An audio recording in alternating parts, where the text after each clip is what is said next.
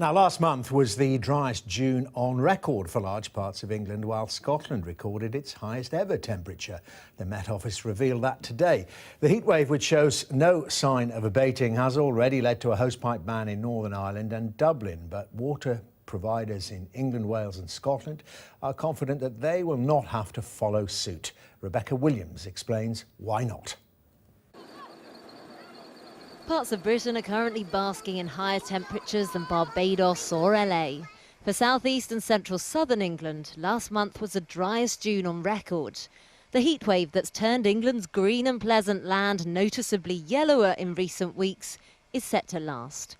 And with it, a warning to use water responsibly. So the most obvious thing really is the fact that it's been so dry for so long now, so the impact is on in terms of feed for the livestock, grass not growing, and also particularly for our crops now, because without regular rainfall then they struggle to produce the kind of yields that we would normally hope.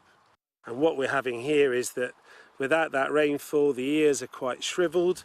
You can see some of the leaves are starting to go brown on the lower parts of the plant where they've just not had rainfall, cracks in the ground. So the plant is really struggling for moisture. In Dublin, weeks of dry weather has led to wildfires and water shortages. Along with Northern Ireland, they've now introduced a domestic hosepipe ban, which could spread to other areas if the situation doesn't improve. This is a severe drought, and what that means is we're not simply, suffering from increased demand because of dry weather, but we're also having depletion of sources. So in other words, we have available water going down and the demand for water going up.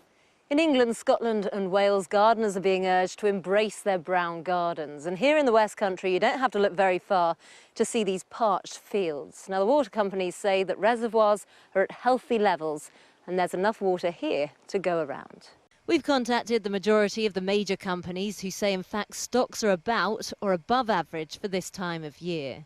In the Midlands, Severn Trent stocks are sitting at 85%, while South East Water's two reservoirs are sitting at 88 and 91% full, while South West current stock is at 85% capacity.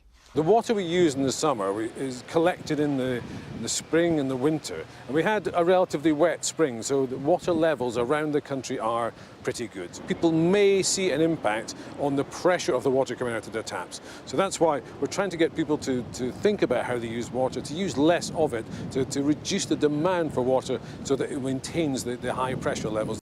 So although water stocks seem healthy at the moment, the scorching temperatures are set to stay. And inevitably, that'll put greater pressure on resources. Rebecca Williams, Sky News.